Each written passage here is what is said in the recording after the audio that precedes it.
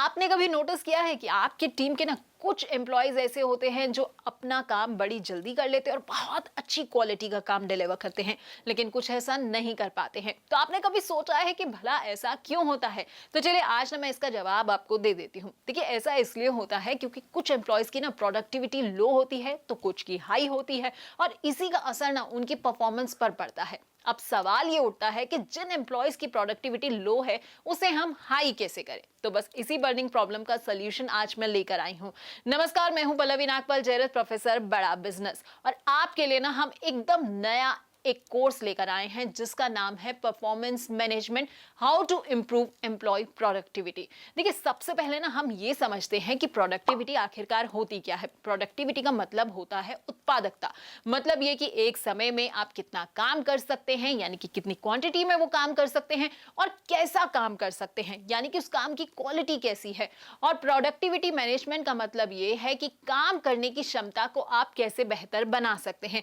देखिए, performance management ना एक तरह का टूल है, एक प्लान ऑफ एक्शन है जो कंपनीज में आजकल इस्तेमाल किया जाता है। अब इससे होता क्या है, इससे ना एम्प्लॉयज की परफॉर्मेंस को हम मेजर कर सकते हैं, उसके अकॉर्डिंगली ना उन एम्प्लॉयज की परफॉर्मेंस को हम सुधार भी सकते हैं। अब इस कोर्स को भी हमने ना ठीक इसी तरह से डिजाइन किया है कि भाई आपका कोई बिजनेस है या आपकी कोई कंपनी है, आपका अपना कोई फैक्ट्री है, वहां पर बहुत सारे एम्प्लॉयज जो हैं वो काम करते हैं। अब किसी के काम करने की क्षमता ज्यादा होगी तो किसी की कम होगी। तो अगर आप अपने एम्प्लॉयज की प्रोडक्टिविटी को बेहतर करना चाहते हैं तो आपके लिए ना हमारा ये कोर्स देखना बहुत जरूरी हो जाता है। तो चलिए सबसे पहले ये समझ लेते हैं कि परफॉर्मेंस मैनेजमेंट क्या होता है। देखिए, हर कंपनी का एक विजन होता है, उसका ना अपना एक गोल होता है, और परफॉर्मेंस मैनेजमेंट सिस्टम के जरिए आप इन गोल्स को एम्प्लॉय गोल्स के साथ अलाइन करके अचीव कर सकते हैं। देखिए, परफॉर्मेंस मैनेजमेंट ना एक ऐसा सिस्टम है जिसके जरिए एम्प्लॉयज के काम की क्वालिटी, उनके काम की क्वांटिटी को कई तरह के पैरामीटर्स पर ना मेजर किया जा सकता है। अब आप ये सोच रहे होंगे कि भला ये सारा सिस्टम काम कैसे करेगा। तो देखिए, यहां पर मैं आपको बता देती हूं कि परफॉर्मेंस मैनेजमेंट में ना ट्रेडिशनल टूल्स का इस्तेमाल किया जाता है, जैसे कि प्लानिंग हो गई, कोचिंग हो गई, रिव्यू या फिर एक्शन। देखिए, यानी कि एम्प्लॉयज जो होते हैं ना, उनके एक महीने के गोल्स क्या हैं, उन गोल्स को वो कैसे अचीव कर रहे हैं, गोल्स को अचीव करने में उनको क्या क्या दिक्कत आ रही है, कैसे उन प्रॉब्लम से वो डील कर रहे हैं, उनको कैसे आप फीडबैक दे के जो है इफेक्टिव तरीके से काम करा सकते हैं, इफेक्टिव परफॉर्मेंस कैसा होना चाहिए, परफॉर्मेंस को मेजर करने का एक सही तरीका क्या होता है, और डेवलपमेंट की उनके लिए क्या क्या अपॉर्चुनिटीज हैं, किस तरह से जो है एक एवरेज एम्प्लॉय जो है उसको आप बेस्ट में चेंज कर सकते हैं। तो ये सारी चीजें ना आपको ध्यान रखनी होती है। हालांकि ईयर एंड के ना ट्रेडिशनल तरीके को इस्तेमाल करने के बजाय परफॉर्मेंस मैनेजमेंट का इस्तेमाल करके ना एम्प्लॉयज की परफॉर्मेंस को बेहतर करने का जो ये तरीका है ना, ये सही माना गया है। अब इससे क्या होता है, इससे ना एम्प्लॉयज की लर्निंग अच्छी हो जाती है, इसके साथ साथ ना उनकी ग्रोथ भी होती है। अब देखिए, मैनेजर्स ना अपनी टीम की परफॉर्मेंस को इंप्रूव करने के लिए सारे परफॉर्मेंस मैनेजमेंट टूल का इस्तेमाल भी कर सकते हैं। अब ये जरा समझ लेते हैं कि ये परफॉर्मेंस मैनेजमेंट की जो साइकिल है, इस साइकिल में आखिरकार स्टेजेस कितनी होती है। तो पहली स्टेज होती है प्लानिंग की। देखिए, प्लानिंग स्टेज में क्या होता है, मैनेजमेंट हो गया, एम्प्लॉयज से वो मिलती है, पूरे साल के ना गोल्स को, ऑब्जेक्टिव्स को वो लोग डिसाइड करते हैं। उसके बाद ना मॉनिटरिंग की बारी आती है। देखिए, मॉनिटरिंग स्टेज में क्या होता है कि गाइडेंस होती है, वहां पर चैलेंजेस जो है उनको कैसे आप पार कर सकते हैं, ये सारी चीजें जो है उनको बताई जाती हैं। इस स्टेज पर ना ये चेक किया जाता है कि एम्प्लॉयज जो है वो इंप्रूवमेंट की दिशा में आखिरकार जा भी रहे हैं या नहीं जा रहे हैं, या फिर कितना आगे जो है वो बढ़ रहे हैं। थर्ड होती है रिव्यूइंग की स्टेज। अब रिव्यूइंग की स्टेज में ना पूरे साल एम्प्लॉय ने काम किया हुआ है, जो उसे गोल्स दिए गए थे क्या वो अचीव कर पाया है या नहीं कर पाया है, इसका इवैल्यूएशन किया जाता है, और साथ ही साथ ना डिस्कशन पूरा किया जाता है।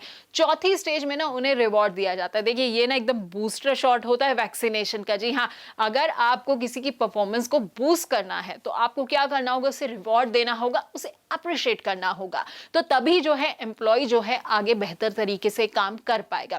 खैर, अब हम आ जाते हैं इस बात पर कि इस कोर्स में हम कौन कौन से धमाकेदार टॉपिक जो हैं कवर करने वाले हैं। देखिए, तो सबसे पहले ना एक ओपनिंग वीडियो होगी जिसमें हम आपको पूरे कोर्स के बारे में बताएंगे। साथ ही अगली वीडियो में हम आपको 5 एलिमेंट्स के बारे में बताएंगे जो एक सफल परफॉर्मेंस मैनेजमेंट के लिए बहुत जरूरी हो जाते हैं।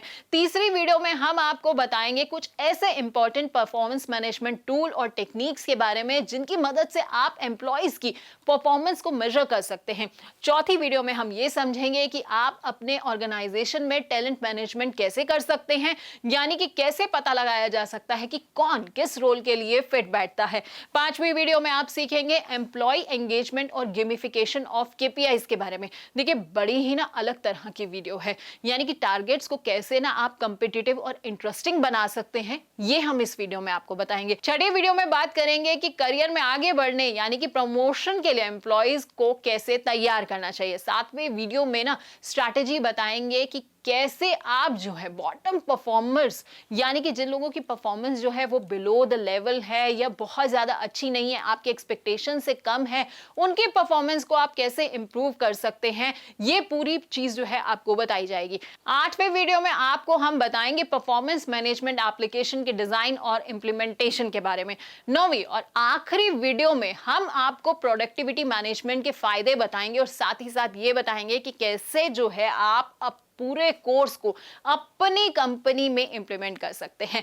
तो इस पूरे कोर्स को ना आपके लिए खास तौर पर डिजाइन किया गया है। ये पूरा कोर्स बनाया है बड़ा business professor mister Yogendra Malik ने, जो कि एक सेल्स मेंटोर हैं और साथ ही साथ L&D एक्सपर्ट भी हैं।